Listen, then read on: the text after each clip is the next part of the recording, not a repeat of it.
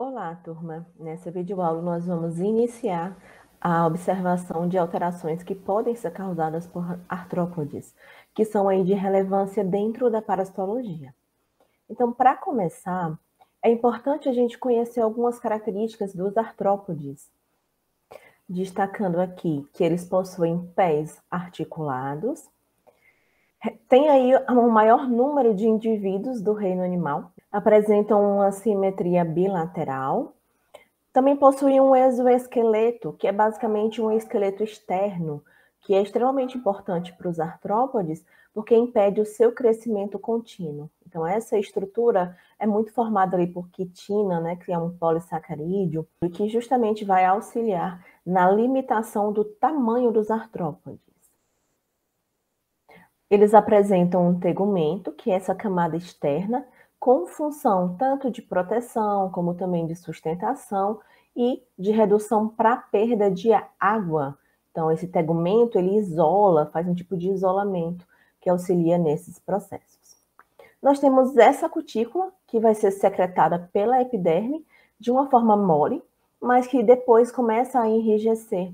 E aí a gente tem a presença aqui, ó, destacando da quitina, que é muito importante para essa estrutura, né, esse exoesqueleto que vai ser formado e vai limitar esse tamanho aí do artrópode. Essa cavidade interna, ela é chamada de hemocele, que é o local por onde vai fluir essa hemolinfa. E ela se origina do processo de expansão ali do sistema circulatório desses artrópodes. Nesses artrópodes, pessoal, a gente consegue visualizar a presença de aparelho respiratório, de aparelho circulatório, nervoso, digestor, excretor e até mesmo aí reprodutor. Muitos dos artrópodes, eles têm uma característica de serem hematófagos. E para que isso aconteça, né, essa hematofagia, que seria eles se alimentarem aí do sangue dos hospedeiros, por exemplo, no caso ali, 2 seres humanos, eles vão precisar sobrepujar os mecanismos hemostáticos dos seus hospedeiros, né? Nesse caso, a saliva deles é muito importante. A saliva desses artrópodes, ela possui na sua constituição substâncias que são vasodilatadoras, então auxiliam no processo de vasodilatação, né? Chega um sangue ali em maior quantidade. Tem propriedades, né, substâncias aí que são antiagregantes, plaquetárias, anticoagulantes, tem componentes redutores de ativação de sistema imunológico. Então, essas substâncias, elas contribuem para que esses artrópodes, eles consigam fazer ali a hematofagia, né? Consigam furar, penetrar ali no ser humano, de certa forma eu vou mostrar para vocês, e conseguir, então, se alimentar desse sangue. Como é que eles vão chegar perto do hospedeiro? Como é que eles sabem a localização do hospedeiro? Existe o estímulo pelo CO2, né, que está sendo emitido, a própria temperatura corporal, a umidade, sons que são emitidos, tudo isso pode e vai atrair esses artrópodes para próximo dos seus hospedeiros. Essa característica da hematofagia, ela pode ser dividida em 2 formas. Nós temos a teomofagia, que é uma forma mais primitiva da hematofagia, que a gente observa em borrachudos, carrapatos, onde eles, basicamente, eles rompem, eles fazem tipo uma destruição ali dos capilares, e esse sangue, ele sai daquela região, né, formando algumas poças, carrapatos, esses borrachudos, eles vão sugar esse sangue das poças, né, que são formadas. Já na solenofagia, que é o que a gente observa no caso das pulgas, dos piolhos, percevejo, mosquito, do próprio barbeiro, eles possuem peças bucais que são introduzidas na pele e fazem a remoção desse sangue lá dos vasos sanguíneos, tá? Então, existe uma diferença. Em um caso, a gente observa uma ruptura local, o sangue ele é liberado naquele local, e aí esses insetos, esses artrópodes, eles vão sugar esse sangue, e em outros casos, as peças bucais, elas vão ser introduzidas ali, a partir da pele, chegando até os locais dos vasos sanguíneos, de onde vai ser feita a remoção desse sangue. Nós vamos conhecer na aula de hoje 2 ordens, tá? Que são responsáveis por causar algumas alterações, e na próxima aula a gente vai finalizar conhecendo outros tipos aí de alterações que são causadas por artrópodes.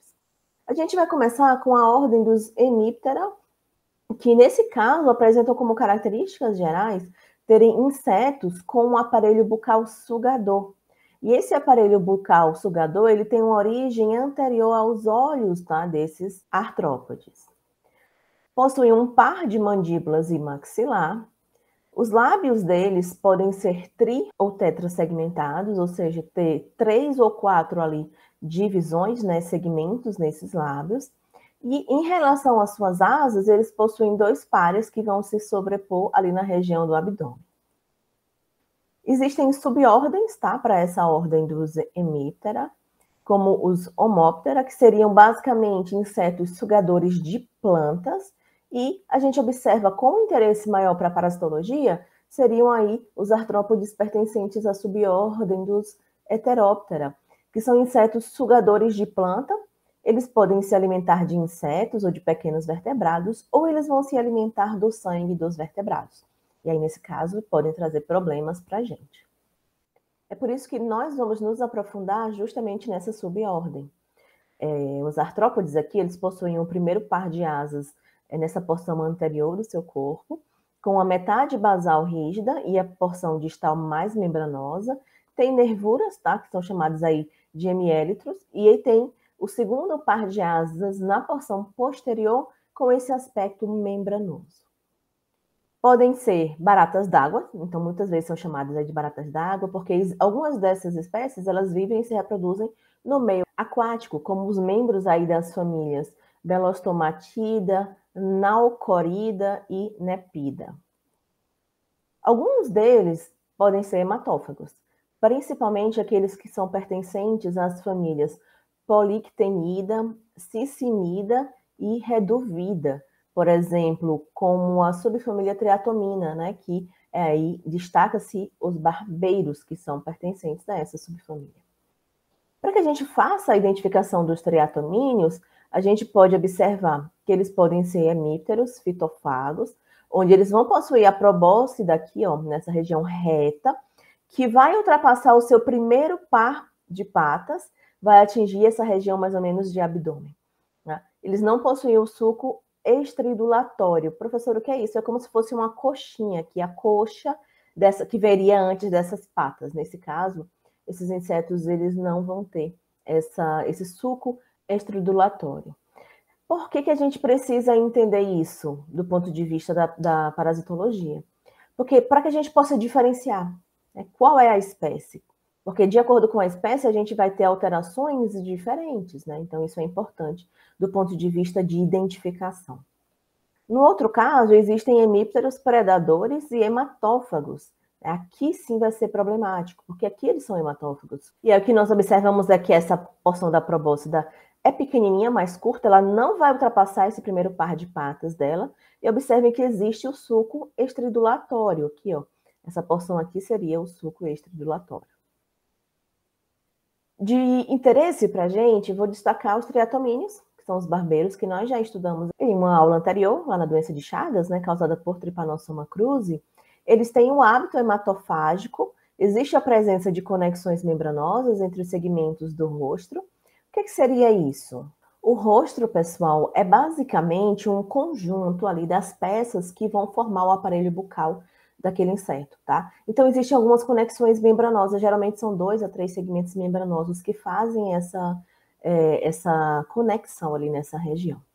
Uma outra coisa interessante é que esses triatomíneos, eles têm muito mais hábitos noturnos, tá? Então, geralmente, eles saem ali dos seus abrigos para ir se alimentar, para realizar esse processo de repasto sanguíneo à noite, mas isso pode acontecer de ser em outro horário, porque tem algumas espécies que elas podem ser atraídas por luz, mas geralmente os hábitos são noturnos. Trypanosoma cruzi, que pode levar ao desenvolvimento, né, da doença de Chagas. Como características, a gente observa que eles possuem uma cabeça alongada e fusiforme, o pescoço ele vai unir a região da cabeça ao tórax e a probóscide aqui é reta.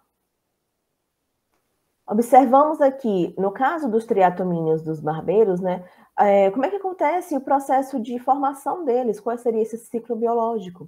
Então, eu vou destacar para vocês que eles são classificados como paurometábolos. O que seria isso, meus amores? Seriam aquelas espécies que elas passam por uma metamorfose gradual, tá? Então, a gente vai ter, nesse caso aqui, a metamorfose ela não é completa, eles vão ter as fases de ovos, de ninfas e os adultos. A gente pode visualizar aqui nessa figura, onde a gente teria os ovos. Aqui nós temos 5 fases, né, de ninfas, e a gente teria os artrópodes adulto, macho e fêmea. E observando essa imagem, vocês conseguem ver que as ninfas e os adultos, né, tanto a fêmea como o macho, eles não diferem assim na forma, tá? Geralmente eles não vão diferir na forma nem no estilo de vida deles, mas eles vão diferir principalmente no tamanho. Então as ninfas elas vão ser menores, e a cada muda que ocorre, a gente vai observar um aumento no tamanho dessas ninfas, depois a gente vai ter essa formação adulta. É interessante observar que entre uma fase e outra, eles precisam se alimentar de sangue. Então, entre uma fase de ninfa, da 1 para 2, precisa se alimentar de sangue. E por quê, professor? Olha que interessante. O processo de distensão, meus amores, aqui do abdômen que vai acontecendo, quando eles vão consumindo, né, esse sangue, faz com que se ativem células que são neurosecretoras e que vão secretar hormônios importantes para que esse processo de mudança, né, das mudas aconteça. No caso aqui das ninfas, a gente observa que quando elas se alimentam do sangue, aí há uma distensão abdominal que estimula a secreção, por exemplo, desse hormônio que é chamado de equidisona, que é basicamente o hormônio das mudas, que vai facilitar a passagem da muda 1 para a muda 2, da muda 2 para a muda 3, da muda 3 para a muda 4, e assim sucessivamente, né, da 4 para 5. Uma outra coisa legal para eu ressaltar aqui para vocês é que, em alguns casos, uma vez só, né, de alimentação vai ser suficiente para que a gente consiga fazer essa passagem de mudas, de 1 para 2, 2 para 3, geralmente nesses casos que eles são menores. E em outras situações, né, essas ninfas imaturas, elas podem precisar, né, passar por esse processo de metamorfose que a gente fala, se alimentar cerca de 2 a 3 vezes até que elas consigam passar por esse processo. É geralmente aqui a partir do 4º estágio, tá, gente? Que eles vão precisar se alimentar mais de uma vez para poder completar o processo de desenvolvimento. Uma outra coisa legal é que eles podem geralmente passar algumas semanas sem se alimentar e vão sobreviver também. Depois que existe essa metamorfose para a fase adulta, passa a ser liberado o hormônio juvenil. Então, eles vão se alimentando, vai sendo liberado esse hormônio juvenil que vai estar relacionado com o aumento do tamanho, tá, desses insetos aqui adultos, macho e fêmea.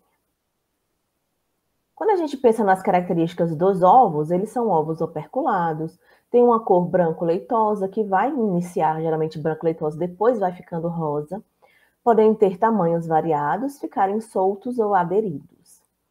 Após o processo de eclosão, existe a liberação das ninfas, e aí elas passam a fazer repaste sanguíneo e a fazer o processo aí de metamorfose para a mudança dessas mudas, passando de ninfa 1 para 2 e assim sucessivamente.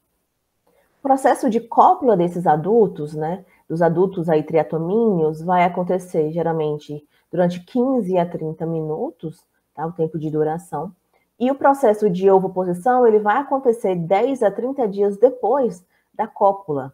E aí podem ser, por exemplo, depositados cerca de 100 a 600 ovos por dia, aí, no caso dos triatomíneos.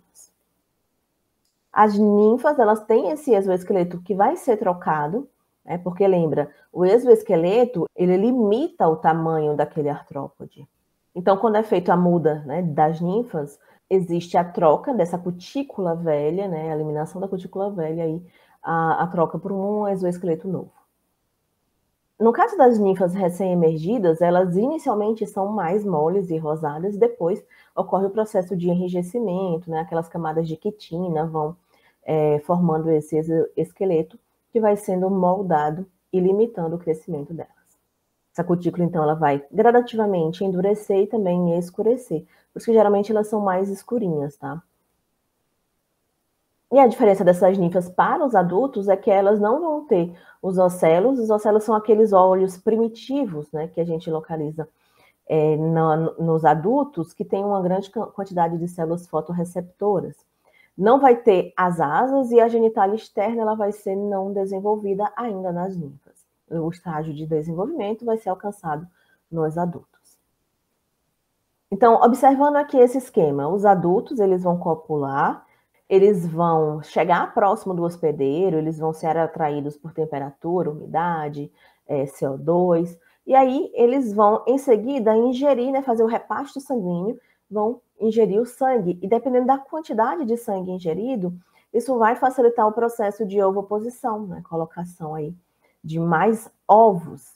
Dos ovos vão emergir as ninfas, e a depender da quantidade de sangue ingerido, isso vai também variar o tempo de desenvolvimento das ninfas, né? Pode fazer essa metamorfose mais rapidamente, ou pode facilitar o processo de dispersão de adultos. Então, vou mostrar para vocês uma situação, né, que a gente pode observar comparando essas situações, né? Quando a gente tem um aumento muito grande na população aqui dos triatomíneos, né, imagina dos adultos, isso vai levar a uma maior percepção dos hospedeiros, né, dessas picadas. Geralmente, a gente não sente muito essas picadas dos insetos quando tem quantidades pequenas. Mas se você tem uma quantidade maior, a gente vai começar a perceber mais, né, gente, essa questão das picadas.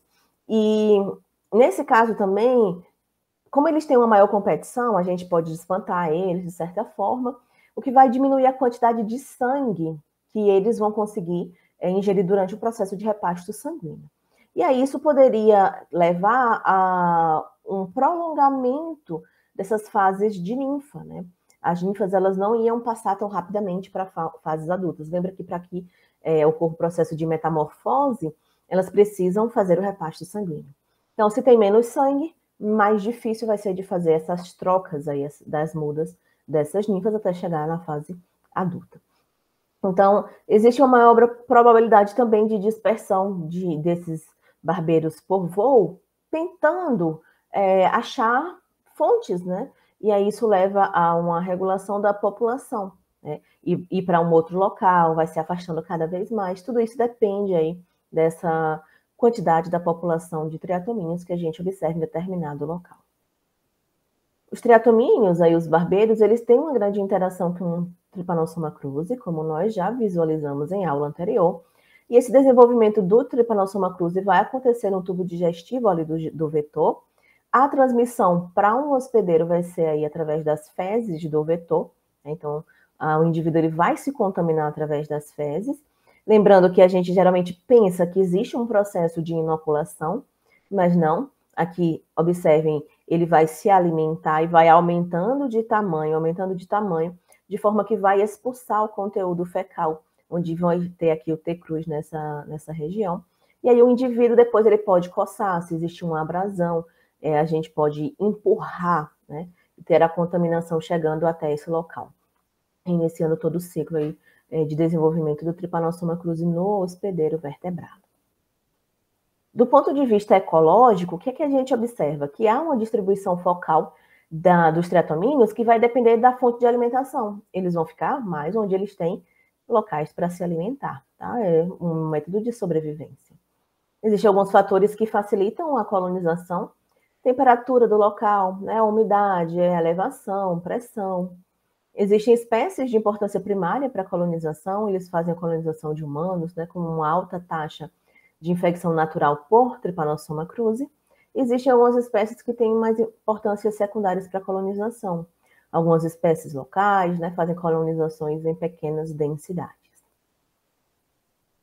Como espécies, a gente visualiza grandes diferenças entre esses triatomíneos. Temos aqui imagens e vocês podem acompanhar o nome, né, pela numeração que foi dada.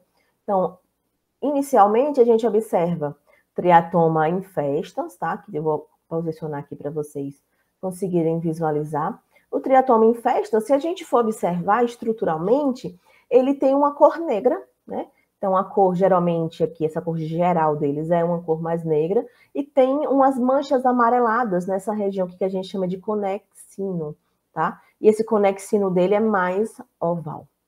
Essa segunda espécie, que seria aqui o Triatoma brasiliensis, ele possui também uma cor geral negra, possui manchas também amareladas no conexino, mas esse conexino dele é mais pontiagudo, comparado a esse número 1 aqui, né, o Triatoma infestans.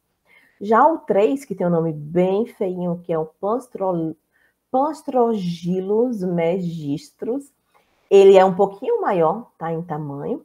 A cor geral também é negra. E se a gente observar para as manchas, elas são manchas mais avermelhadas, alaranjadas, aqui nessa região do conexino. Nós temos também o triatoma sórdida, que seria esse número 4. Ele tem uma cor geral mais amarelo palha, né? Um amarelo palha aqui, e no conexino a gente tem manchas negras. Aqui no número 5 nós vamos ter Panstrogilos geniculatus, que é também relativamente grande, tem uma cor geral amarela, no conexino a gente visualiza manchas negras, e o menor de todos aqui, são alguns exemplos apenas, tá, gente? Existem outras espécies.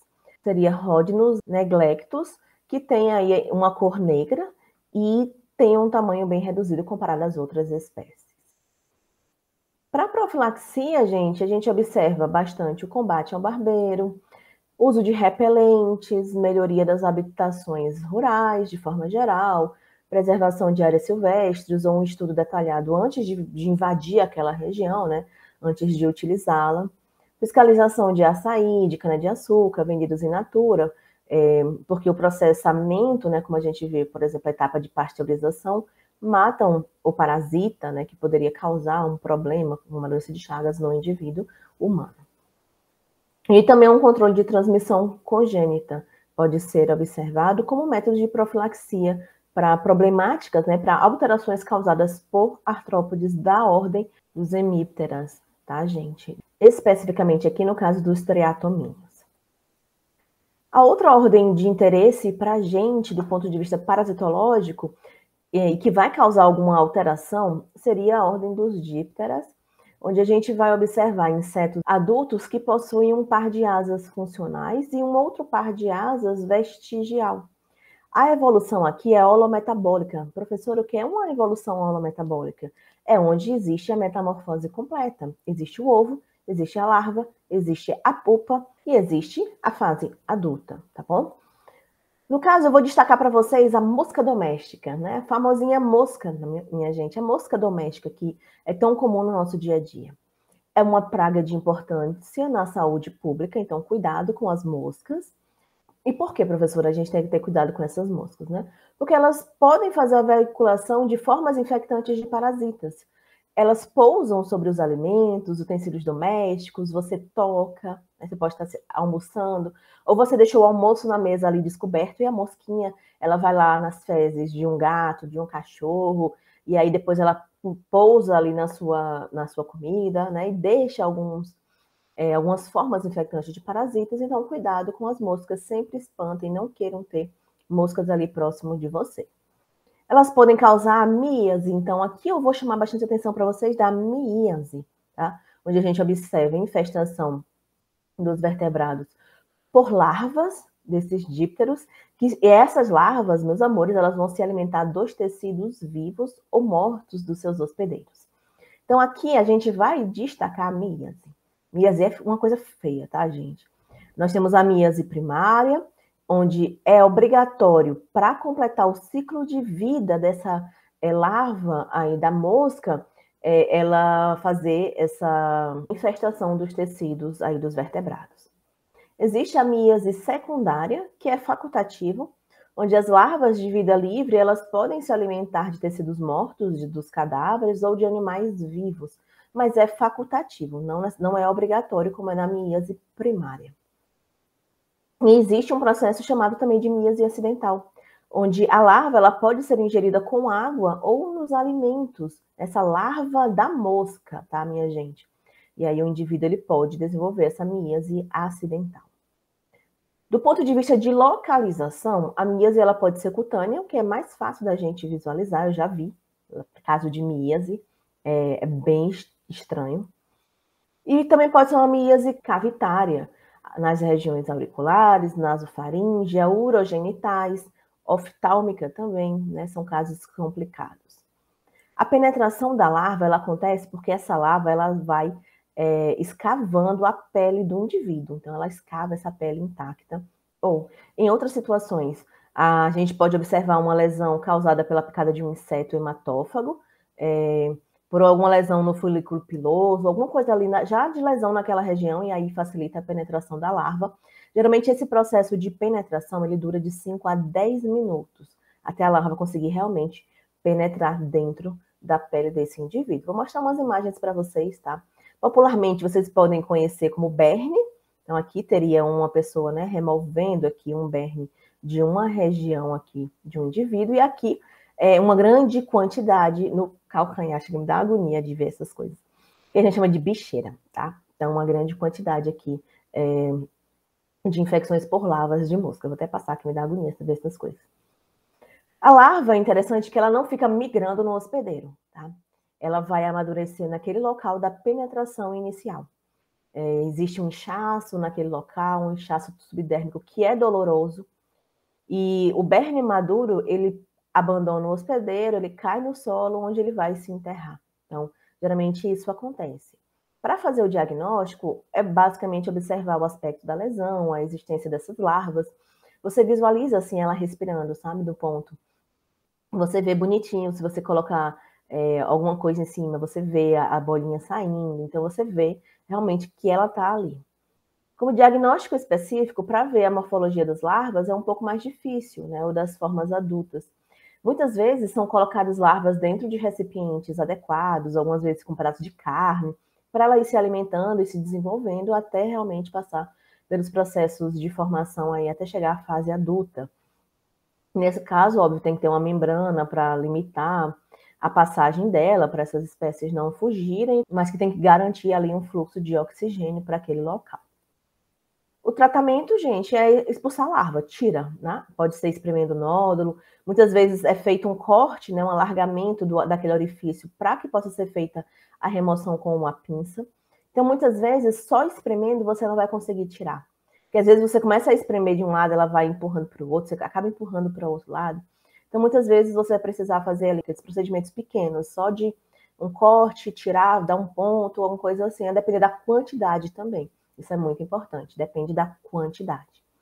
Como medicamento, é indicado a ivermectina, que é eficaz aí nos casos de miíase, e também são indicados antissépticos ou antibióticos tópicos, a depender, obviamente, de cada caso.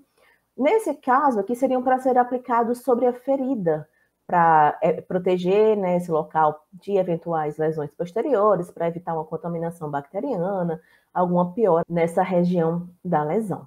Então, seriam as principais características aí da miíase, que é algo que vocês vão ver com uma certa facilidade no dia a dia de trabalho de vocês.